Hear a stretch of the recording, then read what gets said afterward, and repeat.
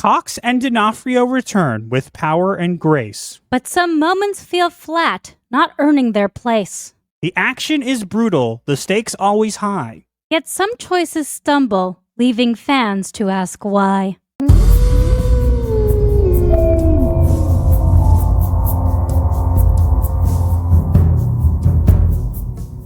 Before we get into today's video, please make sure to hit those like and subscribe buttons because YouTube seems to hate our channel. So offer up your subscriptions to break the algorithm curse. And now, on to the video. Before we get into this any further, disclaimer, we are going to go into spoiler territory. If you are someone who wants to see Daredevil Born Again and you have not seen it, this is your warning, okay?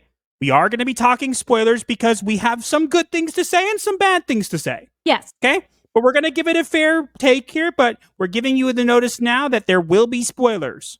You have been warned. 3, 2, 1. So we watched the first 2 episodes of Daredevil Born Again, and I didn't hate it. It was actually kind of good. It was kind of good. However, I have a couple concerns. So the first thing is they brought back Karen and Foggy and everybody, and here's the big spoiler. They kill Foggy. Very quickly, too.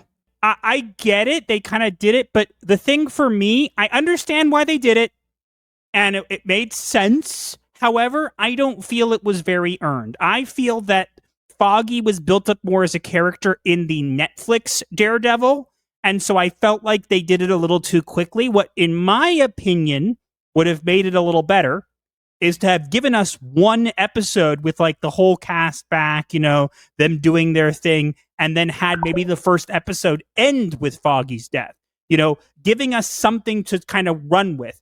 This is kind of expecting that you've seen the Netflix show, which, to be fair, you should have. Yeah. If you're going to watch this. It did feel a little rushed in the beginning, and the first Daredevil fight that we see, which when he's posing in front of with the cathedral in the background, looks really cool. But it felt like they were trying to recapture the initial hallway scene, and it felt off. Like they didn't, like it could have been, like Master said when we were watching, it could have been sped up a little to make it look a bit better.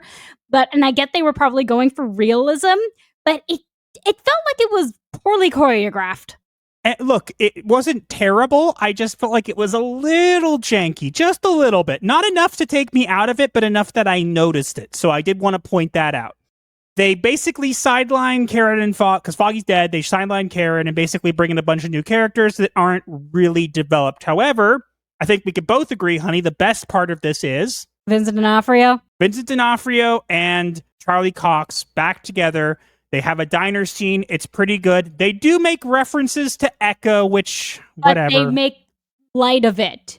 A little, but long story short, it's not terrible. However, if I was going to give this a score, my score for this would be a 6.5 out of 10 so far. Yeah. Roughly there, I would say maybe a 7, because the intro, for one, the intro animation is epic. I love that. They did a good job with that. They basically took the kind of very similar things from the intro for Netflix and kind of changed the music slightly and had like all the things breaking. So it had the angel from the original Netflix one and it's cracking. And the cathedral and everything, and the city going dark, everything's crumbling down, and then it rebuilds itself into Daredevil. I thought that was pretty cool. Yeah, I like that too. As I said, there was a lot to like, and there was some concerns. Now, first off, I'm going to completely nerf one of the concerns immediately. This is why we said spoilers, okay? I'm going to tell you right now, I'm going to call it right here. A lot of people have already said this, but I can tell you definitively, and I can tell you exactly why, too. Foggy Nelson is not dead. Explain why. Well, because in the comics, Foggy also dies, but it turns out that he fakes his death. Now, here, you might think, okay, that could make sense, but what gives me the tip-off here? Well, if you'll see on the bottom right corner of the image, you will see that I zoomed in on the address for Nelson, Murdoch, and Page, which is 468. Now, honey, why is 468 an important number? Because from what you have told me, that is the number of the comic in which Foggy Nelson fakes his death. Correct? Correct. That comic is actually the number of the comic which is called The Secret Life of Foggy Nelson, where Foggy fakes his own death. So I don't know about you, but I feel like that's an Easter egg telling us that he will be back. And it makes sense. I think they already said he's going to be back in the second season, but I don't think it's going to be flashbacks. I think he 100% faked his death. Yeah, and I'm inclined to agree with you, given from everything I've seen. So that, I guess, gets somewhat mitigated. So I'm kind of hopeful that we'll see him back and see Karen back and everything kind of come back together, but whatever. The characters they brought in, the new characters, some of them stick and some of them do not. Whatever. The therapist character, though. In episode 2, there is a therapy scene, and I thought it was pretty well done. They did do a good job with the therapy scene. I will give them that. I don't think it was necessary. They did have where Vanessa's taken over for Kingpin, and she's basically in charge, and she's been with another guy, and whatever. A lot of people were saying, oh no, it ruins the Kingpin. I don't think it does. I think that we have to wait and see. I don't like that look for him. But it doesn't mean that they've ruined him, because at a certain point, he's like trying to play on the good side of the law now. Now, people have made analogies to Trump and said that he's very kind of Trump-like. I disagree. We did, while watching it, think that they were going in that direction, and there were some parallels, but it was not a Trump reference at all. Was not at least blatant. And to be fair, kind of anything political like this kind of nowadays is going to make people think of that just because of the current political environment. Right. And we're not going to talk about the politics themselves, but it is something to keep in mind. But if it is in here and if it was intentional, it is not very heavy-handed. I took off some points for the not earned, death of Foggy, the, characters, a little bit of janky CGI for certain things and whatever. But the biggest concern for me is what we see in episode 2. In the bottom left corner over there, you will see the Punisher skull tattooed onto someone's wrist. Here is another spoiler. That is a cop. A corrupt cop. And they've already mentioned that they are going to have discourse on this. Now, you might wonder, well, why is this a big deal? Because this has been a running thing for Marvel for a long time, where they do not like that people, especially cops, use the Punisher logo. Because they feel like the Punisher is not like a law enforcer, he just kills people, and cops using it is like not good and whatever. I don't agree. I think people can have whatever they want. It's their actions that define them, but whatever. But Marvel has tried so hard to change it, to break it, to make the character. They changed the Punisher's logo. They did all this stuff, and it has not worked. My concern here is not that there will be discourse on this. My concern is there will be discourse on it. You can explain what I mean, honey. Meaning that he is worried, and I'm inclined to agree with him. Master is worried that Frank Castle, because we know he's going to be in this season, is going to find out about this and do this whole long tirade speech about why they're doing it wrong. They already mentioned that he's going to discuss this, and it's fine. If he says, hey, you're wearing my symbol, you don't know what it means, let me show you, and then kills them, that's one thing.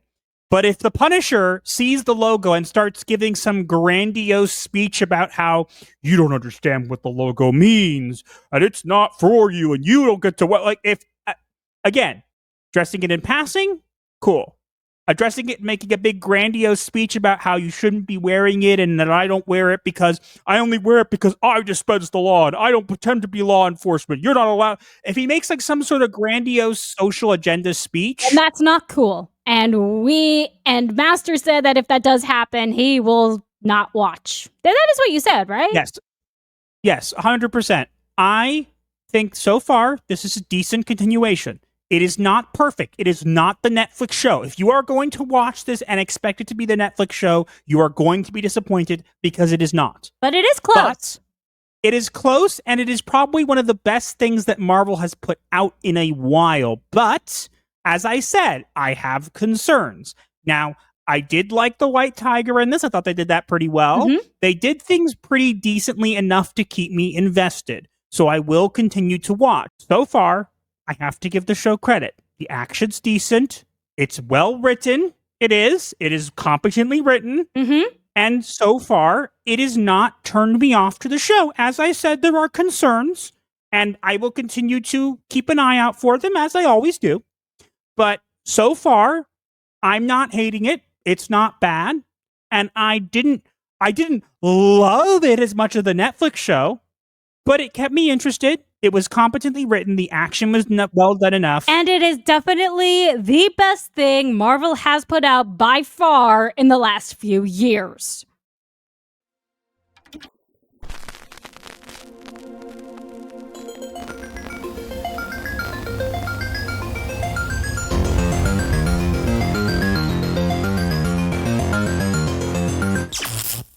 Like the video, break the algorithm style, share with your crew. Escape life's hell, from spooky memes to advice obscure.